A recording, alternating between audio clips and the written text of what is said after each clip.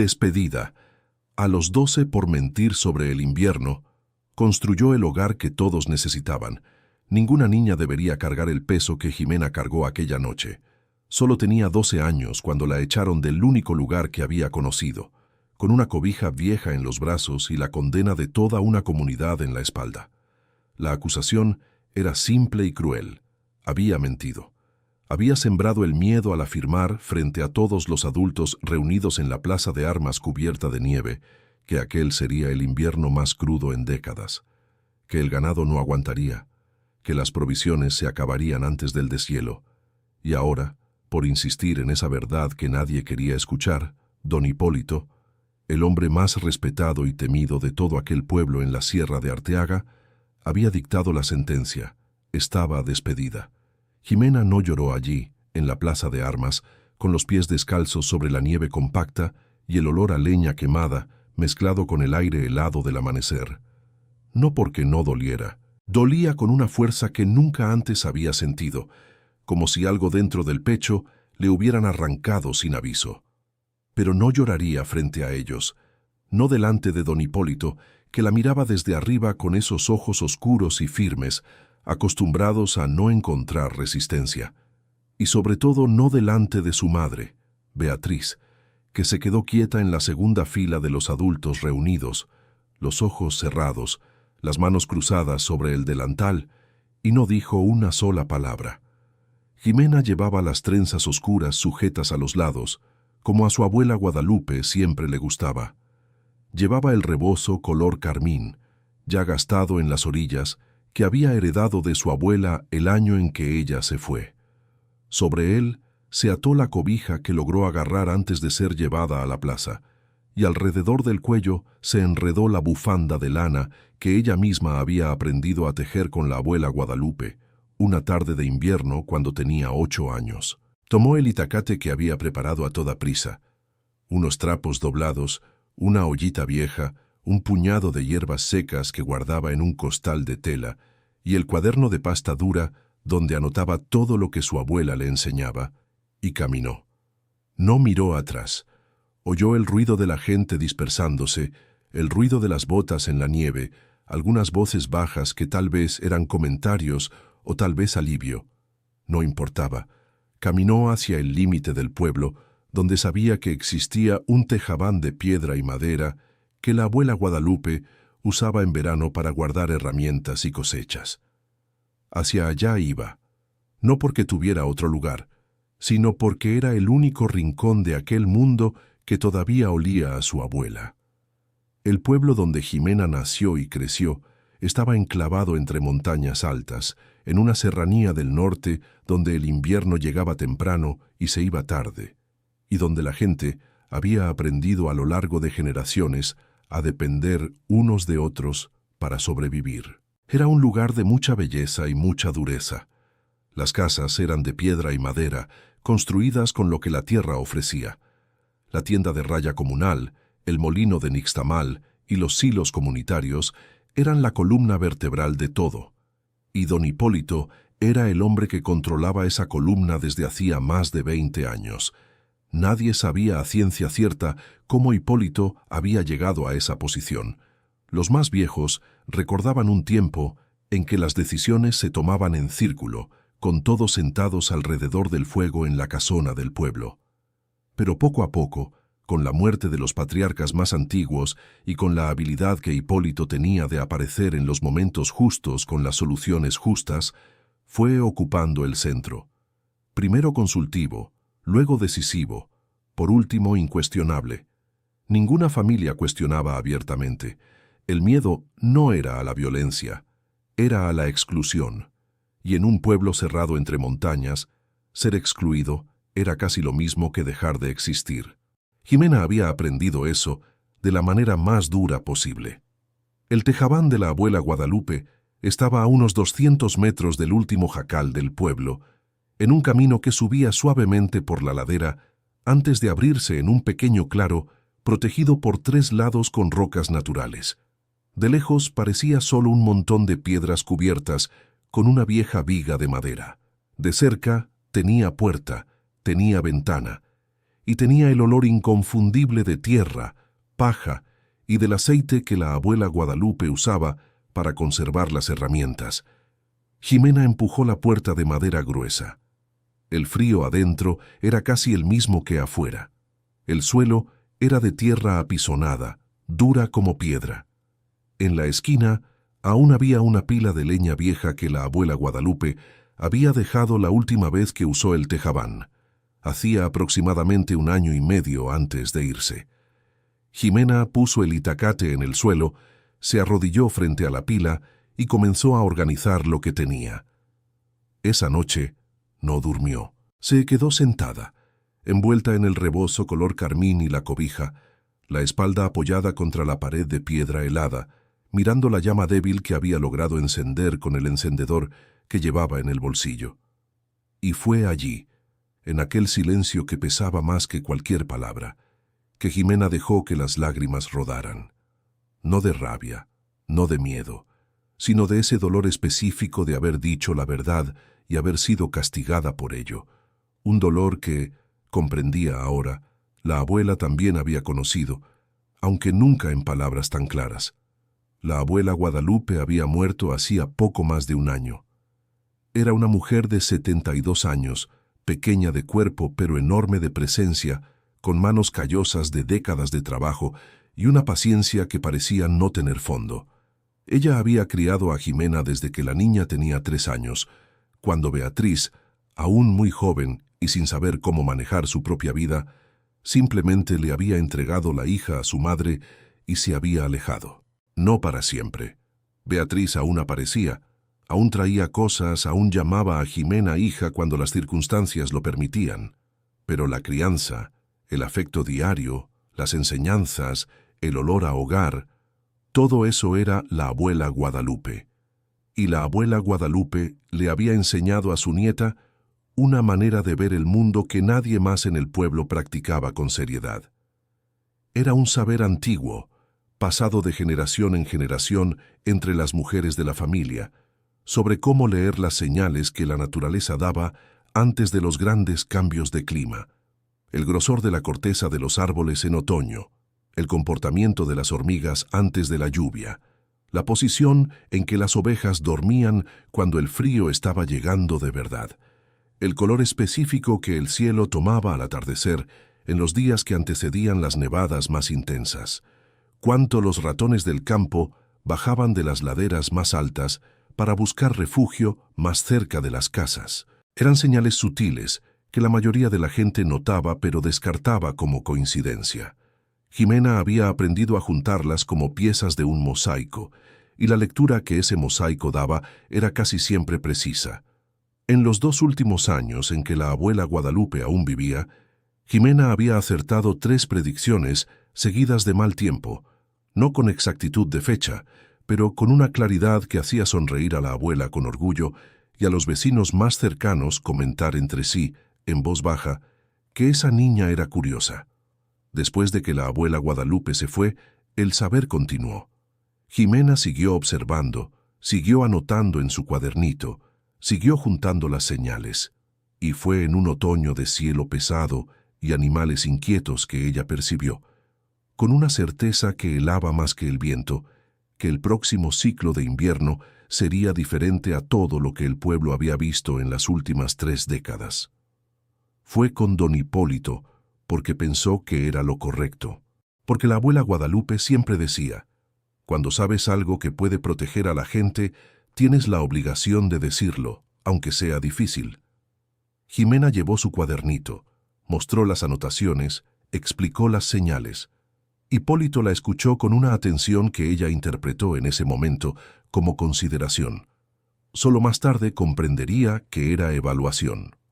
Lo que Jimena no sabía, aquella tarde en que fue a casa de Hipólito, era que había estado muy cerca de algo que él necesitaba mantener oculto.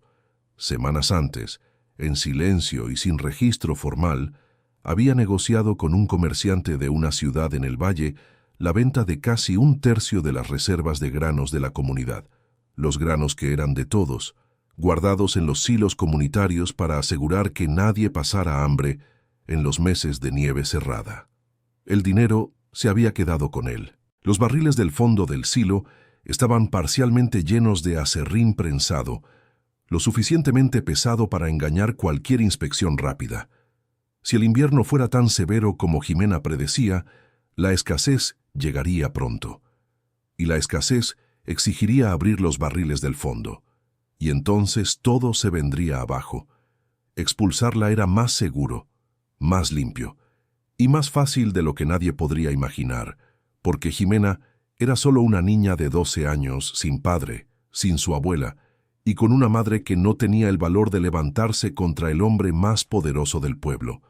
Jimena no sabía esto aún, apoyada contra la pared de piedra del tejabán de la abuela Guadalupe, con la llama débil temblando frente a sus ojos. Solo sabía que había dicho la verdad, y que de alguna manera tendría que seguir diciéndola, aunque por ahora el único testigo fuera el viento que silbaba por las rendijas de la pared. Se secó el rostro con la manga del rebozo color carmín.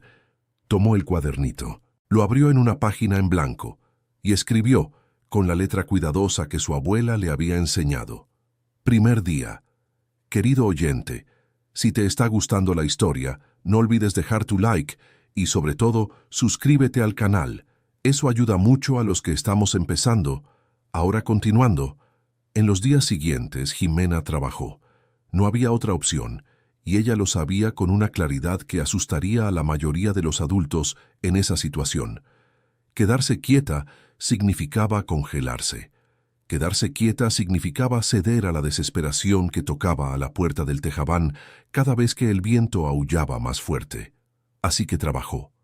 El primer problema fue el frío que entraba por todos lados. Las paredes de piedra eran gruesas, pero las rendijas entre una piedra y otra dejaban pasar ráfagas que apagaban el fuego antes de que pudiera calentar el espacio.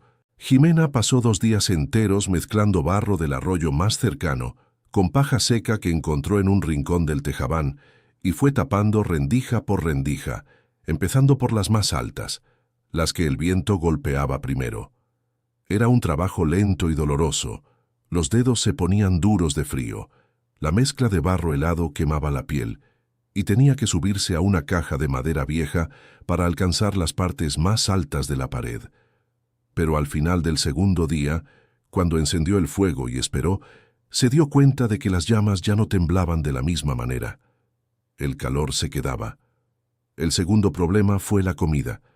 Tenía lo que había logrado agarrar antes de irse: un puñado de hierbas secas, 2 pedazos de pan que estaban en el bolsillo del rebozo y una raíz de bardana que había sacado del huerto de la abuela Guadalupe una mañana de la semana anterior al destierro. No era suficiente para más de 2 días.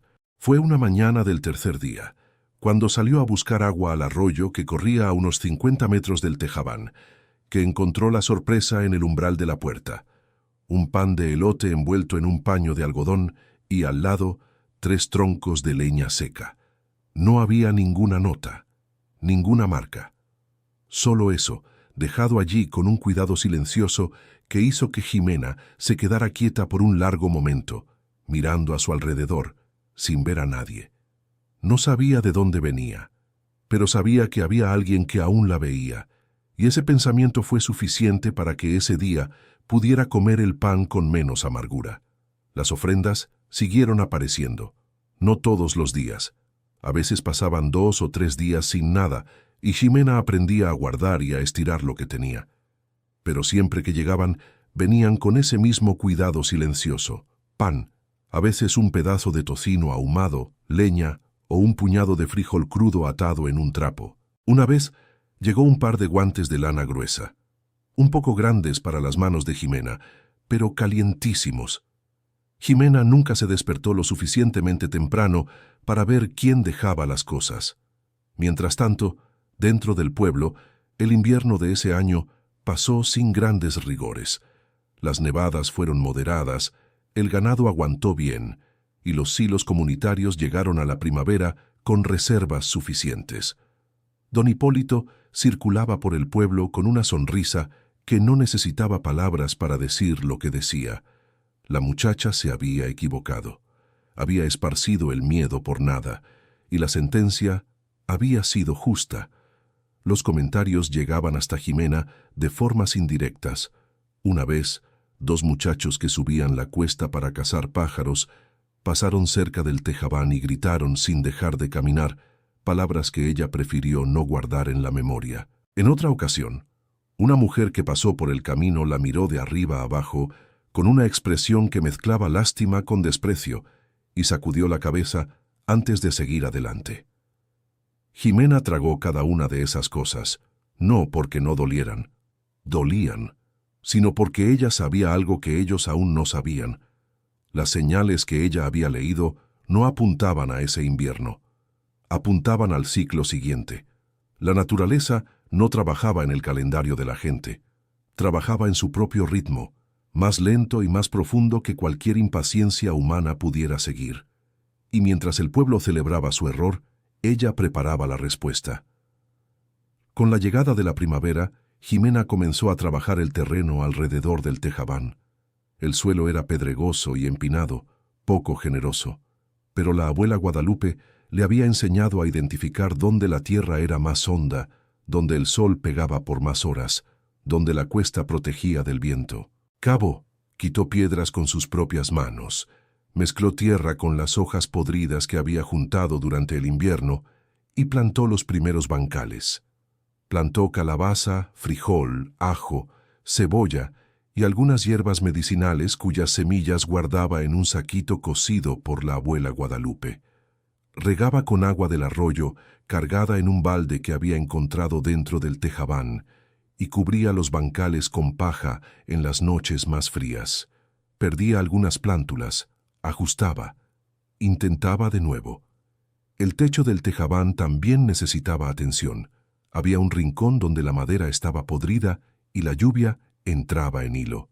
Ximena tardó 3 semanas en resolver eso sola, arrancando los troncos viejos, subiendo la cuesta para cortar los nuevos con el hacha que había encontrado colgada en la pared, arrastrándolos hasta el tejabán, aserrando y encajando. Las manos quedaron en carne viva las primeras semanas. Se envolvía trapos alrededor de las palmas y seguía. Fue una tarde de principios de verano, cuando Jimena finalmente descubrió quién dejaba las ofrendas en su puerta. Se había despertado antes del amanecer y se quedó quieta dentro del tejabán, sin hacer ruido, observando por la pequeña ventana cubierta con un pedazo de trapo. Y vio una mujer de cabellos completamente blancos, baja, con un rebozo oscuro sobre los hombros y un andar cuidadoso que denunciaba rodillas sufridas, depositando en el umbral un envoltorio de pan y una botella de leche. La mujer se giró para irse, y Jimena reconoció el rostro antes de que desapareciera en la curva del camino. Doña Socorro. Era la vecina más anciana del pueblo, amiga íntima de la abuela Guadalupe por décadas. Jimena la conocía desde que era pequeña. Tenía recuerdos vagos de tardes en que la abuela Guadalupe y doña Socorro tomaban té juntas y hablaban en voz baja sobre cosas que una niña pequeña no entendía. Después de que la abuela Guadalupe partió, Jimena había perdido el contacto con ella, y ahora aquí estaba, arriesgando la desaprobación de don Hipólito para dejar comida en la puerta de una muchacha desterrada. Jimena esperó hasta el día siguiente. Cuando doña Socorro apareció de nuevo, ella abrió la puerta antes de que la mujer pudiera dejar el envoltorio y retroceder. Las dos se miraron por un momento. Doña Socorro tenía 71 años, cabellos blancos como la nieve, y unos ojos castaños que cargaban ese tipo de cansancio que solo viene de una vida vivida con mucha atención a todo alrededor. No era el cansancio de quien se rindió. Era el cansancio de quien luchó por mucho tiempo y aprendió cuándo vale la pena ahorrar energía. «No tenía que hacer esto, doña Socorro», dijo Jimena, con la voz más firme que pudo. La anciana la miró de arriba a abajo, evaluó el estado de sus manos, el tejabán reparado al fondo, los bancales visibles al costado del tejabán de piedra y madera, y entonces dijo, con esa sequedad que era su manera de demostrar cariño, «Tu abuela habría hecho lo mismo por mí. Ahora entra, que hace frío». Y así comenzó una de las relaciones más importantes que Jimena tendría jamás. Doña Socorro No iba todos los días, pero cuando iba, se quedaba un rato. Se sentaba en una de las cajas de madera que Jimena había vuelto asiento, tomaba el té que la muchacha preparaba y conversaba, no con esa conversación superficial de quien llena el silencio, sino con una conversación de verdad, sobre cosas de verdad. Contaba historias de cuando era joven, de inviernos que había pasado, de personas que había conocido y perdido, y a veces, sin darse cuenta, decía cosas que Jimena guardaba en el cuadernito y pensaba por días. Una de esas tardes, mientras el viento golpeaba las piedras afuera y las dos estaban sentadas frente al fuego, doña Socorro dijo algo que Jimena no olvidó más. Yo también fui callada una vez. Tendría unos 30 años, era más joven de lo que te puedas imaginar. Dije algo que los hombres no querían oír y me pidieron que me callara, y me callé. Hace décadas que cargo con eso. Jimena la miró sin decir nada, esperando. Tu abuela nunca se calló, continuó doña Socorro. Por eso es que la quería tanto, y por eso estoy aquí. Había un peso en esa frase que Jimena solo entendería por completo mucho más tarde. Por ahora, ella solo asintió y sirvió más té. Con el verano avanzando, Jimena tenía una rutina que comenzaba antes del sol y terminaba después de que se ponía. Cosecha, conserva, reparación, preparación. Había aprendido con abuela Guadalupe cómo hacer cámaras de conserva enterradas, hoyos en el suelo, revestidos con piedras, tapados con tablas y tierra, donde la temperatura constante mantenía los alimentos por meses sin echarse a perder. Cavó 3 de ellas alrededor del tejabán de piedra y madera, cada una con la profundidad suficiente para caber de rodillas. Era un trabajo que dejaba los brazos temblorosos al final del día, pero ella sabía lo que estaba guardando. Y sabía por qué. Las señales de ese otoño confirmaron todo lo que había previsto. La corteza de los pinos y encinos que crecían cuesta arriba estaba hinchada y gruesa de una forma que Jimena no había visto en los años anteriores. Las hormigas cargaban provisiones con una urgencia fuera de lo común. El arroyo había bajado más temprano de lo habitual, lo que significaba que la nieve de las montañas más altas se estaba acumulando antes de tiempo. Y una cierta calidad del cielo al atardecer, un tono violáceo grisáceo que abuela Guadalupe llamaba cielo de invierno pesado, aparecía con una frecuencia que no dejaba dudas. No sería un invierno cualquiera. Jimena redobló sus esfuerzos. Trabajó hasta no poder mover más los dedos. Guardó raíces, granos que había cosechado y secado, conservas de calabaza y cebolla, frijol seco, hierbas medicinales.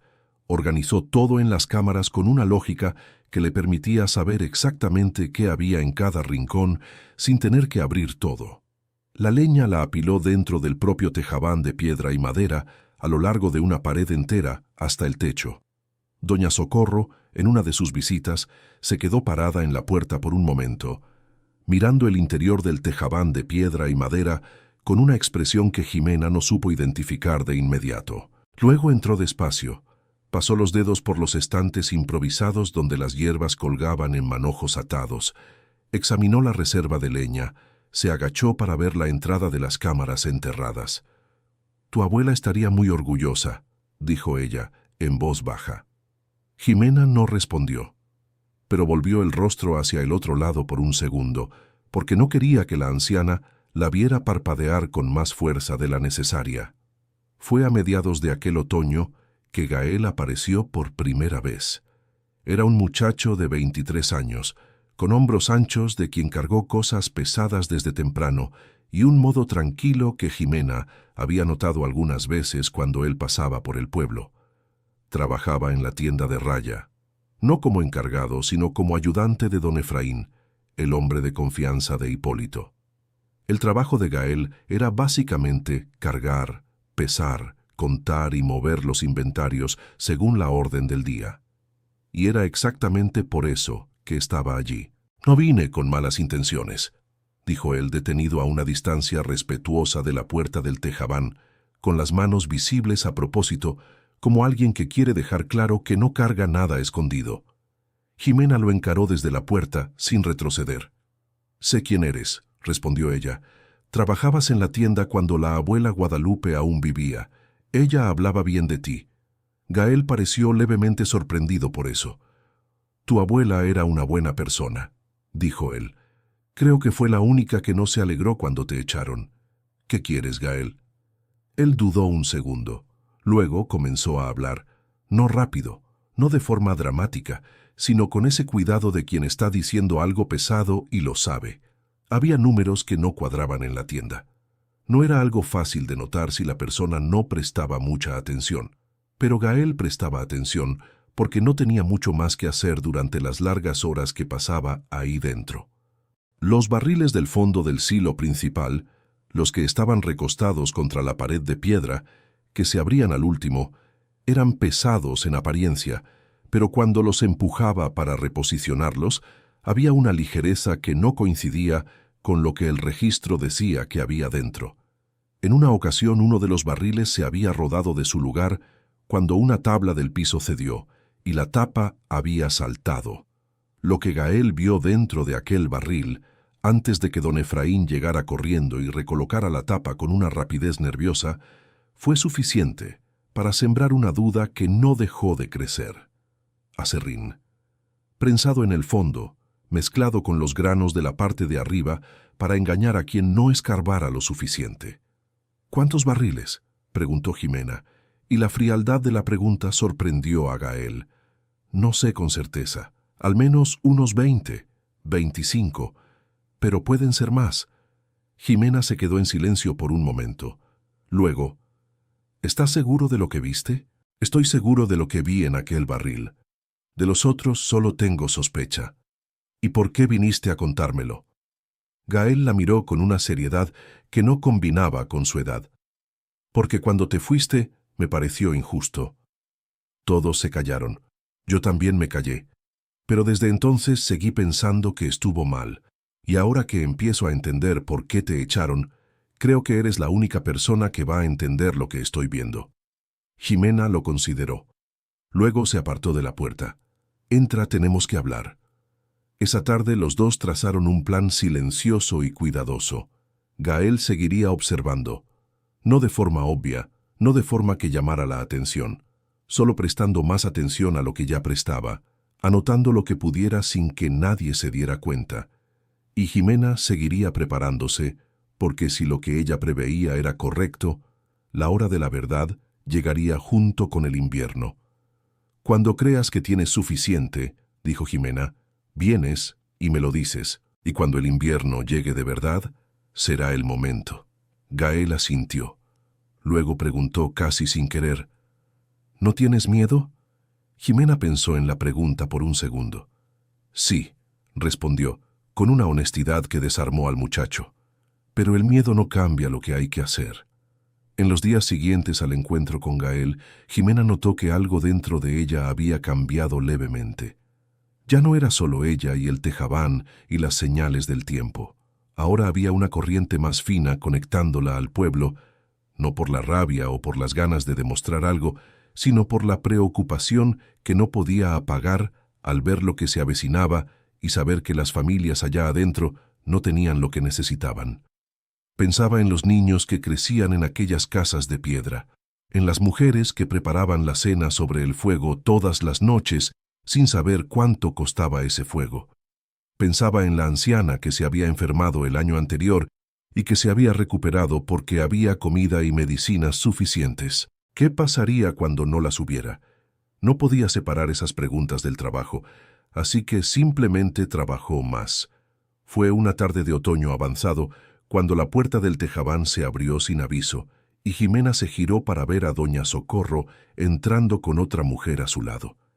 Yolanda tenía unos 35 años, el cabello oscuro recogido en un moño deshecho, ojeras profundas y 2 hijos pequeños pegados a ella, uno de 7 años y otro de 4, ambos envueltos en chamarras que estaban por dentro del tamaño y por fuera de la necesidad de una reparación urgente. Llevaba una canasta de mimbre debajo del brazo y miraba alrededor del tejabán con una expresión difícil de clasificar. Tenía admiración allí dentro y también la vergüenza de quien no está acostumbrado a necesitar ayuda. Es buena persona, dijo doña Socorro. Simplemente como si eso fuera suficiente para cualquier presentación. Y lo era. Yolanda era costurera. Su marido se había ido a trabajar a un aserradero de una región más baja hacía casi 2 años, y las noticias que llegaban eran cada vez más escasas. No hablaba de eso, no con esa seriedad grave de quien está sufriendo, sino con ese silencio práctico de quien aprendió que lamentarse no paga las cuentas. Cosía para las familias del pueblo, remendaba chamarras y pantalones y sábanas, y con lo que recibía intentaba mantener a los 2 niños abrigados y alimentados. Ese mes, los encargos habían disminuido, y el frío estaba llegando más temprano de lo que debía. Ximena la miró por un momento. Miró a los niños. Miró las costuras desgastadas en los puños de la chamarra de Yolanda. ¿Sabes arreglar tela en buen estado?, preguntó Ximena. Arreglo tela en cualquier estado, respondió Yolanda, con un toque de orgullo que Ximena respetó de inmediato. Entonces, tenemos mucho que hacer. Lo que se formó allí, en ese tejabán pequeño de piedra y madera, no tenía nombre. No era una asociación, no era una alianza formal. Eran solo 3 mujeres y 2 niños comenzando a compartir lo que cada una sabía. Ximena enseñaba a conservar, a guardar, a leer lo que la naturaleza decía. Yolanda remendaba las cobijas viejas del tejabán, cosía refuerzos en las costuras de las chamarras, y con las telas que doña Socorro traía, transformaba sobras en piezas útiles. Doña Socorro era los ojos y la memoria, contaba historias de inviernos pasados, de técnicas que las mujeres mayores usaban y que ya nadie practicaba, de plantas que crecían en la ladera y que aún podían cosecharse antes de la primera helada. Los niños de Yolanda, Memo y Paco, pronto dejaron de estar pegados a su madre todo el tiempo y empezaron a correr alrededor del tejabán, con esa energía específica de niños que encontraron un espacio donde son bienvenidos.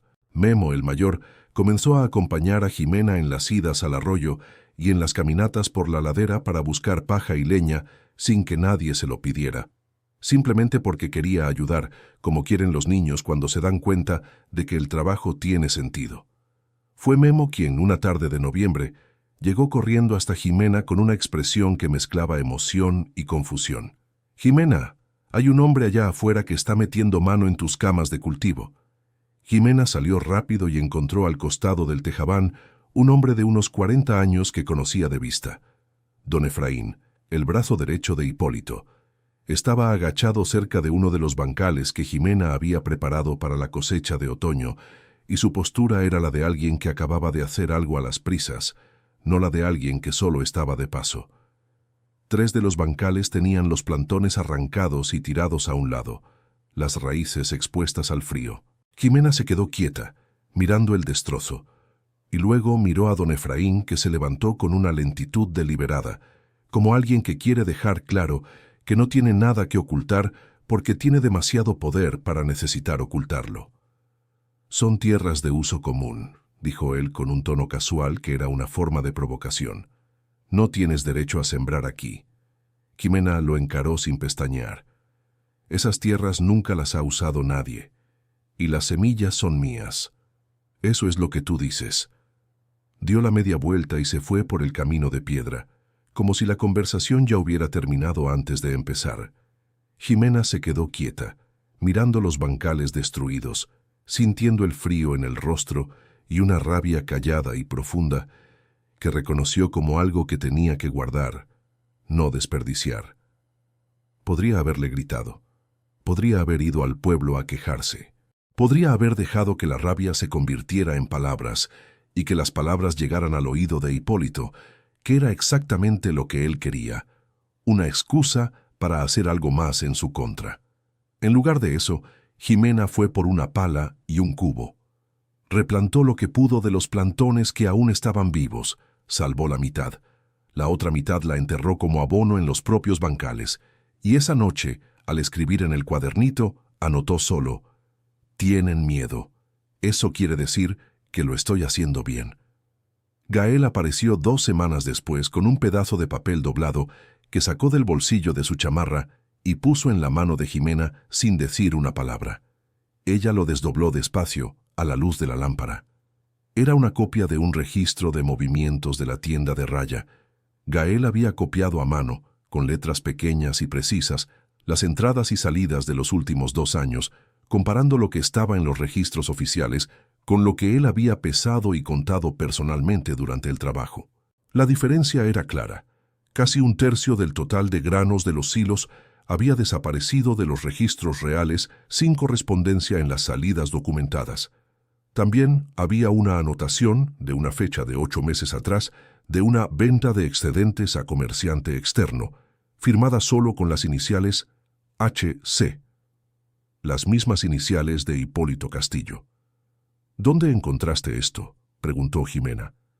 «En una carpeta vieja en el cajón de abajo del escritorio de la tienda. Don Efraín guarda todo ahí. Creo que pensó que nadie lo notaría, porque el cajón está detrás de la pila de costales». «¿Sacaste el original?». «No. Lo copié todo a mano una tarde en que don Efraín fue a comer a su casa. Me tomó más tiempo del que debía, pero lo logré». Jimena miró el papel por un momento.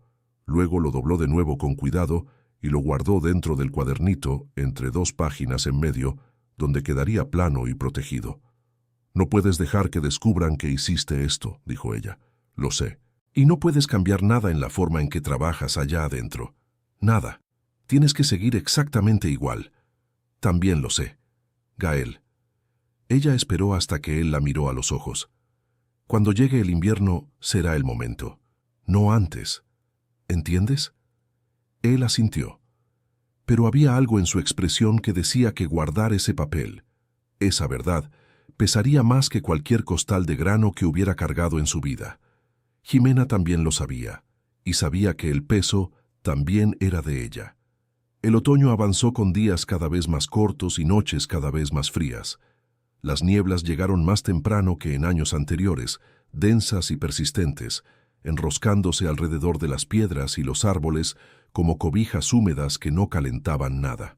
Los animales que vivían alrededor del tejabán, ratas de campo, pájaros, hasta una familia de liebres que se había instalado bajo una de las piedras grandes del lado norte, estaban todos inquietos de una manera que Jimena reconocía. Ella miraba el cielo al atardecer y veía ese gris violáceo que la abuela Guadalupe llamaba cielo de invierno pesado, y esta vez el color estaba más intenso que nunca. Dentro del pueblo, las familias empezaban a sentir algo diferente en el aire, pero sin poder nombrarlo. El ganado se agitaba más en los establos. Algunas vacas habían dejado de dar leche más temprano de lo habitual. Un grupo de patos que llegaba cada año al mismo lago se fue más de 3 semanas antes de lo normal. Pero don Hipólito seguía tranquilo, o más bien, aparentaba tranquilidad, que no es lo mismo. Y quienes estaban acostumbrados a seguir ese liderazgo sin cuestionarlo, seguían haciéndolo. Fue una tarde de finales de otoño, cuando Beatriz apareció. Jimena estaba afuera del tejabán, usando una piedra lisa para afilar un machete viejo que usaba para cortar ramas, cuando oyó el ruido de pasos en el camino de piedra. Levantó la vista y vio a su madre. Beatriz tenía 42 años, pero ese día aparentaba más. Estaba delgada, con esas ojeras que Jimena conocía de cuando había problemas, ojeras que significaban noches sin dormir y preocupaciones que no cabían en conversación. Caminaba encorvada, no por la edad, sino por el peso. El hijo menor, Mateo, que tenía 5 años, llevaba 4 días con fiebre alta y las hierbas de la tienda que normalmente funcionaban no estaban haciendo efecto. Las dos se miraron a lo largo del camino. Había un abismo inmenso entre ellas, no de distancia, sino de todo lo que había pasado y de todo lo que no se había dicho.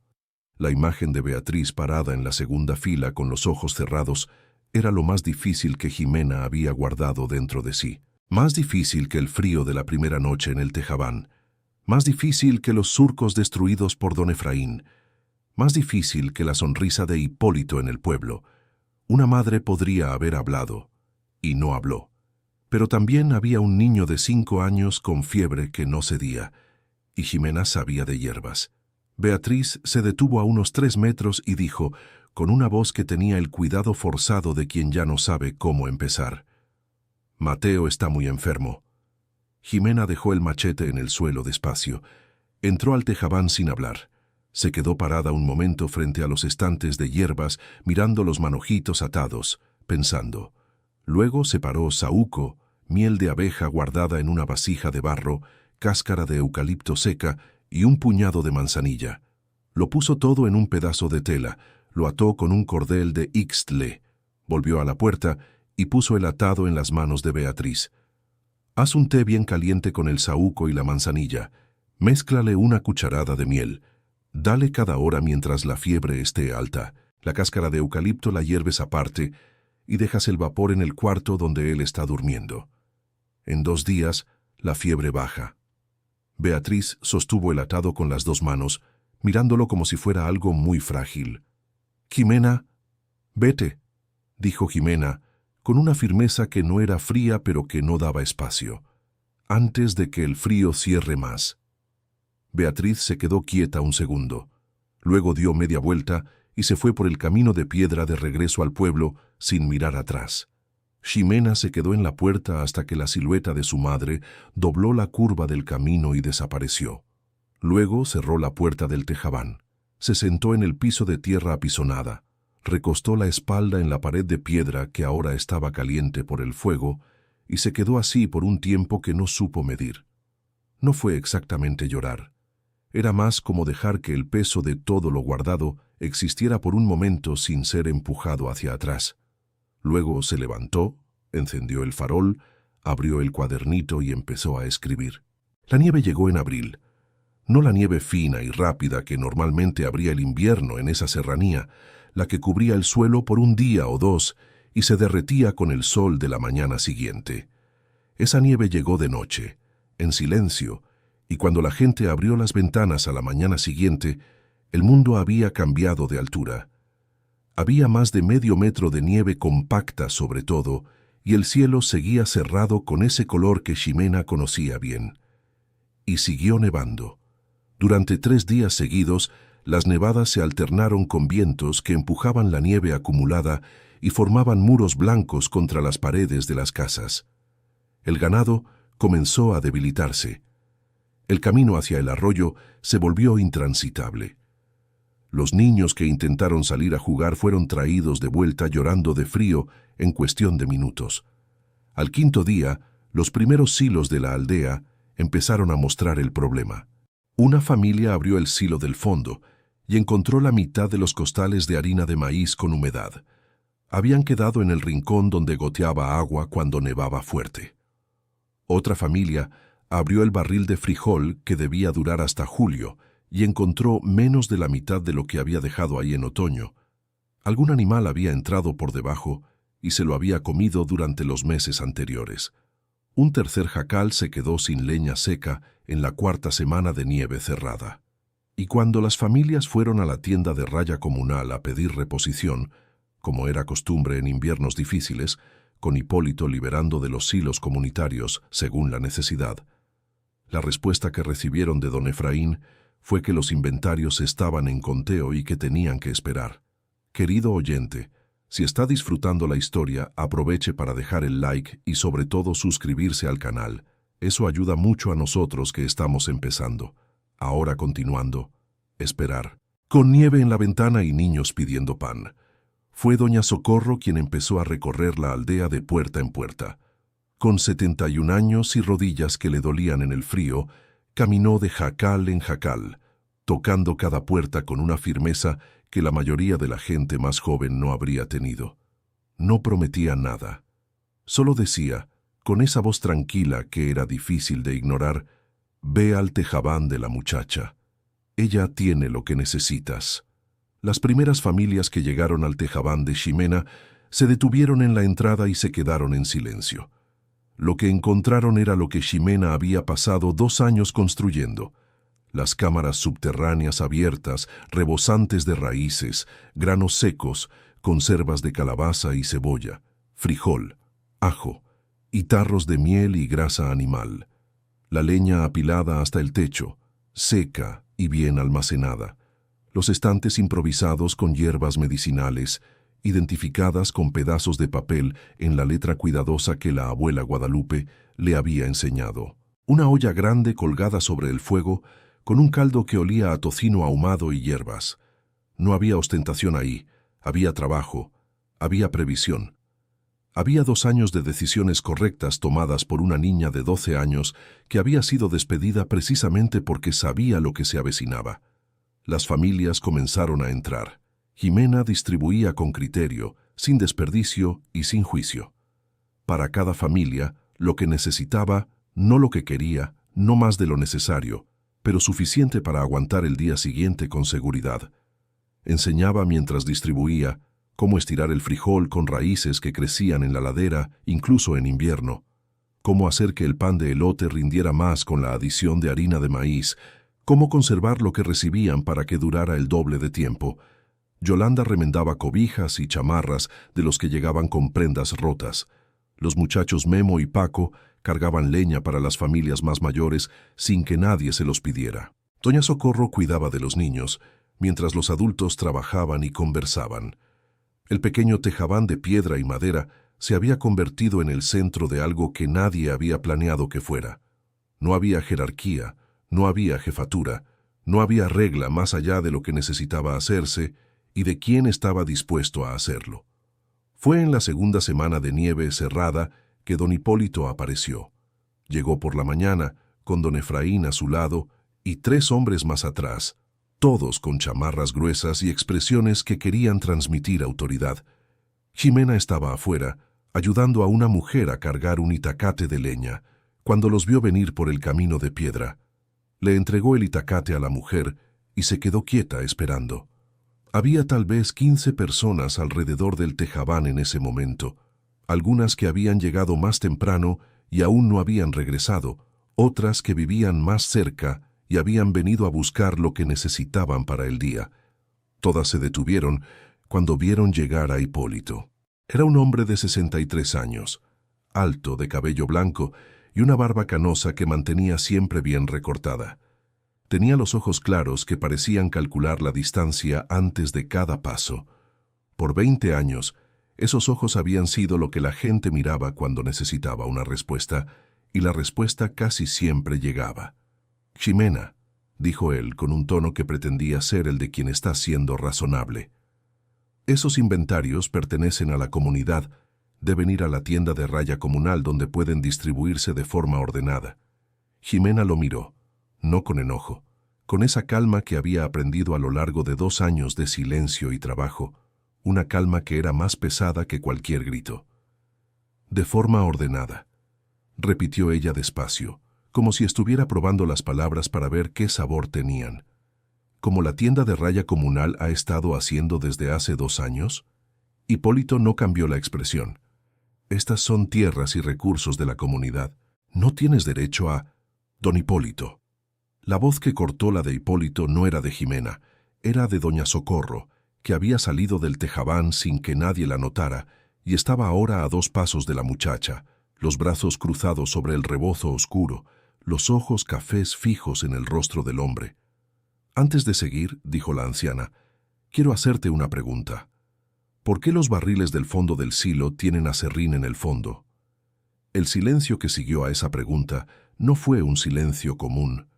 Fue un silencio con peso, con textura, con la espesura de las cosas que no pueden recogerse después de dichas. Hipólito miró a doña Socorro durante un segundo que pareció mucho más largo.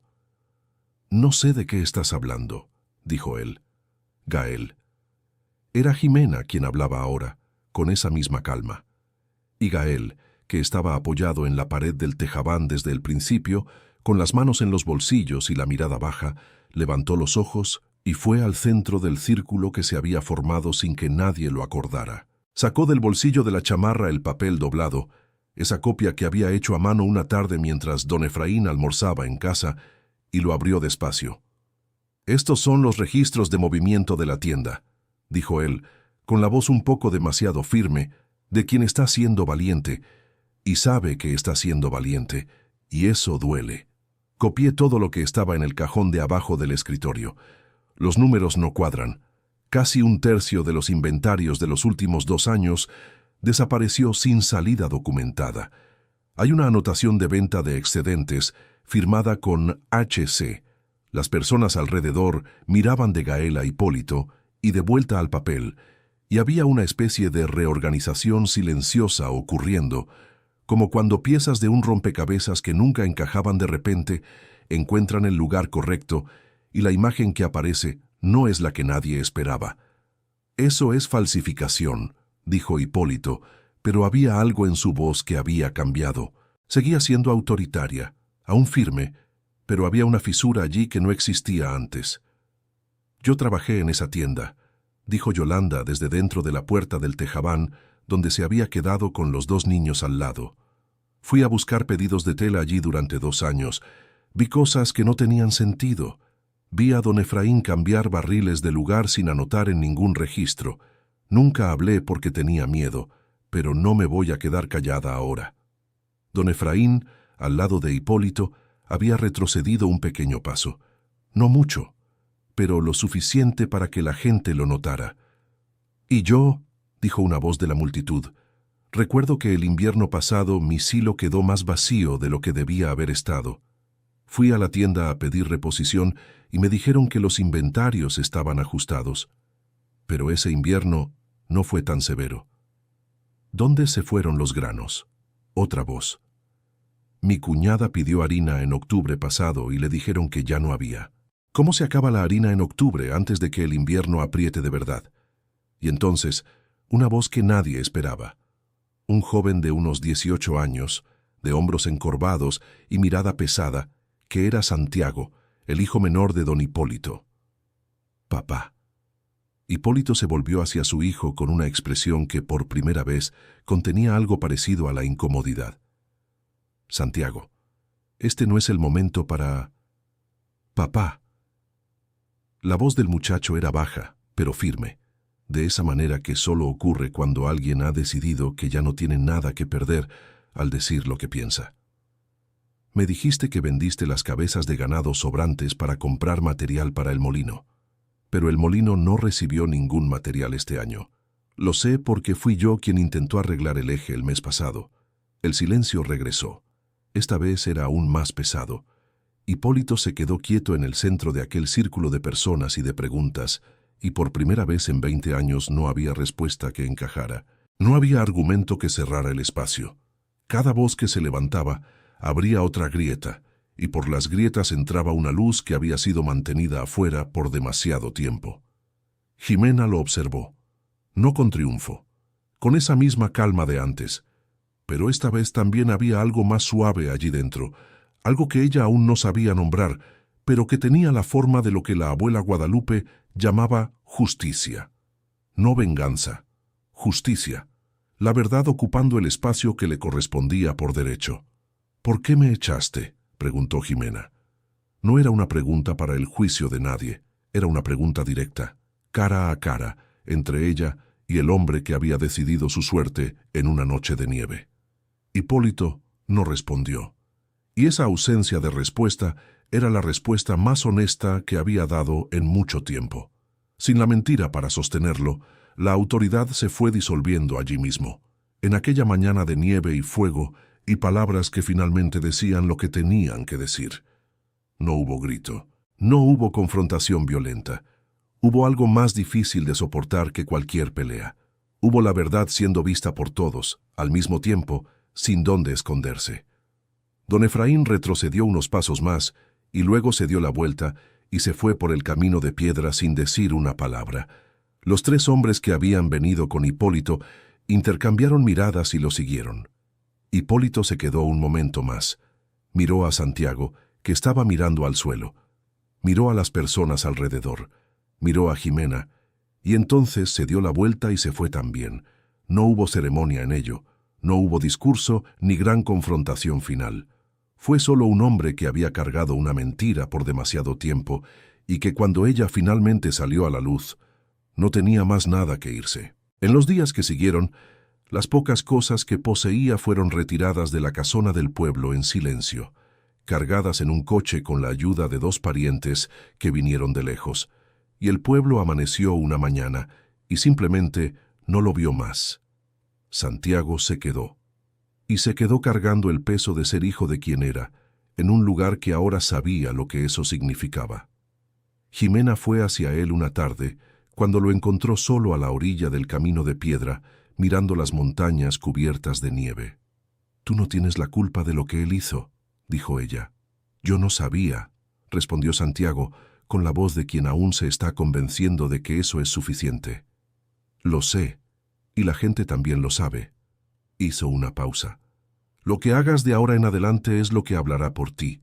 Santiago se volvió hacia ella y la miró por un momento. A esa niña de 12 años que había sobrevivido al invierno de una manera que él, adulto, no habría logrado, y asintió con esa sobriedad de quien acaba de entender algo que no tiene cómo desaprender. El invierno duró aún 2 meses más en intensidad fuerte. La nieve continuó, el frío continuó, y la dificultad de cada día continuó también. Pero el refugio continuó también. Jimena distribuía con la misma precisión y el mismo criterio de antes. Gael organizaba la logística de los inventarios, quién había recibido qué, cuánto quedaba en cada cámara, cuánto duraría para cuántas familias. Yolanda remendaba y cosía desde el amanecer hasta bien entrada la noche, con los niños dormidos a sus pies, envueltos en las cobijas que ella misma había reparado. Doña Socorro cuidaba de los niños durante el día. Contaba historias por la noche a quien necesitara distraerse del frío, y en los momentos más pesados simplemente estaba presente, que a veces es lo más difícil y lo más necesario que una persona puede ofrecer. Santiago empezó a aparecer temprano por la mañana para ayudar con la carga de leña. No hablaba mucho, trabajaba, y la gente que lo vio se dio cuenta, aunque sin decirlo en voz alta. Hubo una tarde en que Jimena despertó con dolor de garganta y fiebre baja, no alta, pero suficiente para que doña Socorro la obligara a quedarse en cama mientras ella se encargaba de la distribución del día. Jimena se quedó en su rincón del tejabán, envuelta en el rebozo color carmín sobre una cobija que Yolanda había reforzado con una capa extra de lana, y miró el techo de madera mientras oía afuera las voces y los pasos de un día funcionando sin ella. Fue extraño, bueno y extraño al mismo tiempo. Ella había construido aquello, no con el objetivo de demostrarle nada a nadie, sino con el objetivo simple de sobrevivir. Y la sobrevivencia, cuando se hace con cuidado y con anticipación, había crecido más allá de ella misma, como las raíces de un árbol que van mucho más lejos de lo que la copa deja imaginar. Una mañana del tercer mes de nieve, Memo entró corriendo al tejabán con una expresión de urgencia que hizo que Jimena se levantara rápido. «¡Jimena! La cabra de doña Petra está atrapada en la nieve allá en la ladera. Ella no puede soltarla sola». Jimena agarró el abrigo, los guantes y la soga gruesa que mantenía colgada al lado de la puerta y subió la ladera con Gael y Santiago.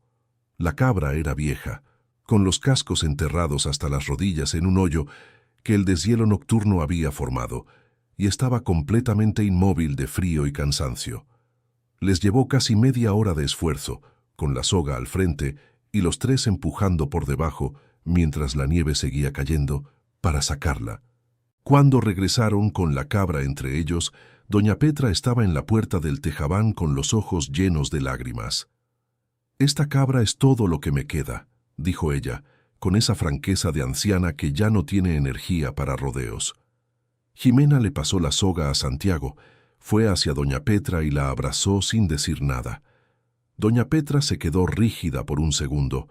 No estaba acostumbrada a recibir un abrazo así, de brazos que sostienen de verdad, y luego correspondió, y las dos se quedaron así por un momento en la puerta del tejabán, con la nieve cayendo alrededor. Querido oyente, si te está gustando la historia, aprovecha para dejar tu like y sobre todo suscríbete al canal. Eso ayuda mucho a los que estamos empezando, ahora continuando. El deshielo llegó una mañana de julio, en que el sol apareció de forma diferente, más oblicuo, más dorado, con esa calidad de luz que Ximena reconocía como el comienzo del fin del invierno. La nieve empezó a ceder primero en las piedras de la ladera, formando hilos de agua que bajaban cantando entre las rocas. Luego en el camino de piedra, donde las pisadas de días habían dejado su marca en la nieve compactada. Luego en los tejados. Las personas que habían pasado el invierno más difícil de las últimas décadas salieron de las casas con ese aire específico de quien hace mucho no se sentía en el mundo, mirando alrededor como si el sol fuera algo nuevo, pisando el lodo con una cautela que pronto se transformaba en algo parecido a alivio. Había daños, tejados que necesitaban reparación, cercas que el peso de la nieve había derribado, un tramo de camino que había cedido con el hielo y abierto una zanja en el suelo. Había trabajo por delante y mucho, pero también había algo que el pueblo no tenía de la misma forma antes del invierno. Había una conversación diferente entre la gente. En los días que siguieron al deshielo, las familias comenzaron a reunirse espontáneamente, primero en grupos pequeños, luego en reuniones más grandes, que ocurrían a veces frente al tejabán de Ximena, a veces en la casona del pueblo donde Hipólito había vivido y que ahora todos discutían. Las decisiones que antes eran de un solo hombre, ahora se debatían en círculo, con voces que antes tenían miedo de hablar y que ahora experimentaban, con una timidez que iba disminuyendo en cada encuentro, el peso de sus propias palabras. Gael fue el primero en proponer que la tienda de raya comunal tuviera un consejo de supervisión, 3 personas elegidas por la comunidad que revisarían los registros mensualmente. La propuesta fue aprobada en un silencio reflexivo que valía más que cualquier aplauso. Doña Socorro propuso que el conocimiento de conservación y preparación que Ximena había desarrollado se enseñara a quien quisiera aprender, especialmente a las mujeres más jóvenes y a los niños. También aprobada. Santiago Castillo, con esa sobriedad que se había vuelto su manera de ser, propuso que las cámaras de conserva subterráneas se reprodujeran en varios puntos del pueblo, con los planos que Ximena proporcionaría. Aprobada. Y fue en una de esas reuniones, en una tarde de sol débil pero real, que alguien propuso que el tejabán dejara de ser solo el lugar de la muchacha desterrada y pasara a ser reconocido como lo que había sido todo el año, el corazón de todo lo que había funcionado cuando el resto no funcionaba. Ximena estaba parada en la puerta del tejabán durante esa conversación, escuchando desde lejos. Hubo un momento en que podría haberse metido en el círculo, hablado, contribuido con palabras. En cambio, se quedó parada en el umbral, con el rebozo color carmín desgastado sobre los hombros y las trenzas oscuras ligeramente deshechas por el viento de la tarde. Dejó que la conversación ocurriera. Dejó que las voces de las personas a las que había alimentado, calentado y enseñado durante los meses más fríos construyeran lo que necesitaban construir con sus propias palabras. Había algo que abuela Guadalupe había dicho una vez, en una tarde en que enseñaba a Ximena a reconocer cuándo una planta estaba lista para la cosecha. No cosechas antes de tiempo. Cuidas, preparas, esperas. Y cuando el momento justo llega, llega sin necesidad de empujón. Beatriz apareció una mañana de agosto, no para pedir, no para explicar. Simplemente apareció por el camino de piedra con ese andar encorvado que el peso de los meses había dejado en ella, y se sentó en la piedra grande del lado de afuera del tejabán, la misma piedra que Ximena usaba a veces para quedarse mirando la ladera al amanecer. Ximena la vio por la ventana. Se quedó mirando un momento. Luego tomó 2 pedazos de pan de elote que había hecho esa mañana, 2 pedazos de tocino ahumado y salió. Se sentó en la piedra al lado de su madre. Puso un pedazo de pan y un pedazo de tocino en la mano de Beatriz. Las 2 se quedaron ahí, lado a lado, mirando la ladera revelar los primeros brotes verdes que empujaban con esfuerzo por entre los lodazales de nieve derretida. El sol daba de lado, calentando más la piedra que los hombros, pero era sol. Beatriz comió el pan en silencio. Ximena también. Ninguna de las 2 habló. Había muchas cosas que necesitarían decirse algún día, sobre la noche en la plaza de armas, sobre los ojos cerrados, sobre los 2 años que habían pasado, mientras una culpa que nadie había nombrado en voz alta crecía como hierba mala entre ellas. Pero ese día no era hoy. Hoy era sol débil de agosto, pan de elote caliente, y la ladera verde empezando a despertar después de un invierno que había durado demasiado. Para Ximena, que había aprendido con su abuela que el cuidado se muestra en actos antes de decirse en frases, Estar ahí al lado de su madre ya era algo. No era todo, pero era el comienzo de algo. Mateo, el hermano de 5 años, se había recuperado después de las hierbas. Beatriz había mandado decir esto por doña Socorro, una semana después del comienzo del invierno. Jimena había anotado en el cuadernito: saúco, manzanilla, miel, vapor de eucalipto. Funcionó. Era su manera de guardar las cosas que importaban, no en palabras bonitas, en hechos. Jimena tenía ahora 13 años y 11 meses. Las manos estaban más callosas que las manos de la mayoría de los adultos que conocía. Los ojos habían adquirido esa cualidad de ver lejos, no metafóricamente, sino de verdad. Lograba distinguir nubes a distancias que Gael, que tenía 10 años más, no podía. Caminaba con una firmeza que no venía de arrogancia, sino de saber exactamente dónde colocar los pies. El cuadernito se había quedado pequeño. Había pasado a un cuaderno más grande, que Yolanda había cosido con tapas de cuero y que doña Socorro había entregado de regalo una mañana sin fecha especial, con esa sequedad cariñosa que era el estilo de la anciana. En el cuadernito más grande, Jimena anotaba no solo las señales del clima, sino también las técnicas de conserva, los remedios, las proporciones del barro para sellar rendijas, las medidas de las cámaras subterráneas, lo que había funcionado y lo que no, y por qué. Era un libro de saberes que se había construido a lo largo de 2 años, pedazo a pedazo, error por error, acierto por acierto. Una tarde de otoño del año siguiente, cuando las primeras señales del próximo invierno comenzaron a aparecer y las familias del poblado se acercaron a ella con preguntas, no con desconfianza, Jimena abrió el cuadernito y empezó a enseñar, no en un salón, no con ceremonia, en la misma piedra grande afuera del tejabán, con 3 mujeres sentadas alrededor y 2 más llegando por el camino. Habló sobre el grosor de la corteza de los pinos y encinos, sobre el comportamiento de las hormigas, sobre el morado específico del cielo al atardecer cuando el invierno va a ser pesado, y cuando terminó de hablar, una de las mujeres, doña Inés, una señora de 67 años que había pasado el invierno anterior casi sin salir de casa, dijo, con una voz que temblaba ligeramente: «Yo recuerdo que mi mamá decía estas mismas cosas. Cuando era chica, creí que eran cosas de viejos que no tenían sentido». Jimena la miró.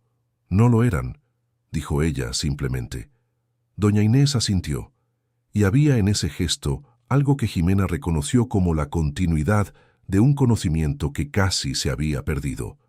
El tipo de cosas que pasa de mujer a mujer a través de las generaciones y que algún día llega a alguien que decide guardarlo con cuidado antes de que desaparezca. Abuela Guadalupe lo había guardado, se lo había pasado a Jimena, y ahora Jimena lo estaba pasando adelante. El tejabán de piedra y madera continuó allí, en el límite del pueblo, con la puerta que la mayoría de la gente ahora sabía que podía tocar. No era un lugar grandioso. Seguía siendo pequeño, con el techo que Jimena había remendado más de una vez, las paredes selladas con ese barro que se endurecía y se agrietaba cada vez que el frío apretaba demasiado y necesitaba otra mano. Pero había una permanencia en él que iba más allá de la piedra. Había la permanencia de las cosas construidas con necesidad real, no con intención de impresionar. En una de las reuniones de verano, cuando las familias se juntaron para discutir qué hacer con la casona del pueblo que había quedado vacía después de la partida de Hipólito, surgieron 3 propuestas diferentes. Unos querían convertirla en escuela para los niños. Otros querían usarla como tienda de raya comunal, con registros abiertos para que cualquiera los viera. Y algunos, más silenciosos, simplemente querían dejarla vacía por un tiempo, como si necesitaran distancia de la memoria que ella cargaba. Jimena no dio su opinión ese día. Escuchó, y cuando la reunión terminó sin conclusión, caminó hasta allá cerca y se quedó mirando la fachada de piedra. Era una casa sólida, bien construida, hecha para durar, para resistir. No era culpa de las paredes lo que había sucedido dentro de ellas. En las semanas siguientes fue Santiago quien propuso una 4ª idea. usar la casona del pueblo para reuniones abiertas de la comunidad, un punto fijo donde las decisiones pudieran tomarse con transparencia, con registro escrito, firmado por 3 personas diferentes. La propuesta fue aceptada con una unanimidad que sorprendió hasta a quien la había hecho. El día en que la casona del pueblo recibió las primeras reuniones con esa nueva función, Santiago caminó hasta el tejabán de Jimena antes del amanecer y se quedó en la puerta con un aspecto de quien no durmió bien. «Quería decirte algo», dijo él. Jimena esperó. «Lo que hizo mi padre no se puede deshacer, pero lo que pueda hacer de aquí en adelante, lo haré». Hizo una pausa. «Y quiero que sepas que si no hubiera sido porque te quedaste, aguantaste, preparaste todo esto, la mayoría de las familias de aquí no habría tenido lo que necesitó este invierno, incluyendo a mi mamá. Ella se quedó en la casa con mi hermana y sus hijos, y fue la comida que salió de aquí la que los mantuvo hasta el deshielo». Jimena lo miró por un momento. «¿Tu mamá sabía lo que hizo tu papá?» «No, estoy seguro de que no lo sabía». Miró al suelo. «Lloró mucho cuando se enteró, más por la vergüenza que por cualquier otra cosa, creo». Jimena asintió. Había muchos tipos de peso que las personas cargaban por los que amaban. Lo sabía por experiencia propia. «No tienes que pagar por errores que no cometiste», dijo ella.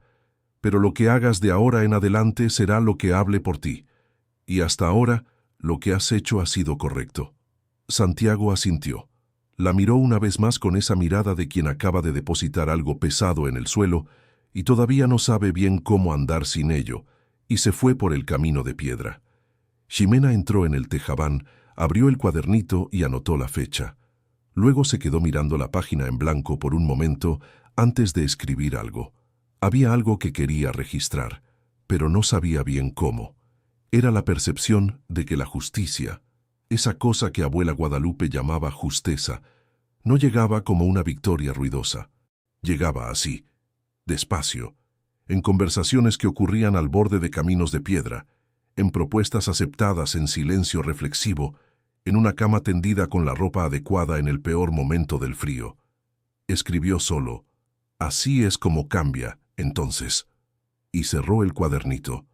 En una noche de invierno del año siguiente, un invierno que también fue difícil, pero que el pueblo enfrentó diferente porque había aprendido, Jimena estaba sentada afuera del tejabán, envuelta en el rebozo color carmín que ya estaba muy gastado, pero del que aún no se había podido deshacer, mirando el cielo lleno de estrellas que aparecían entre las nubes en movimiento.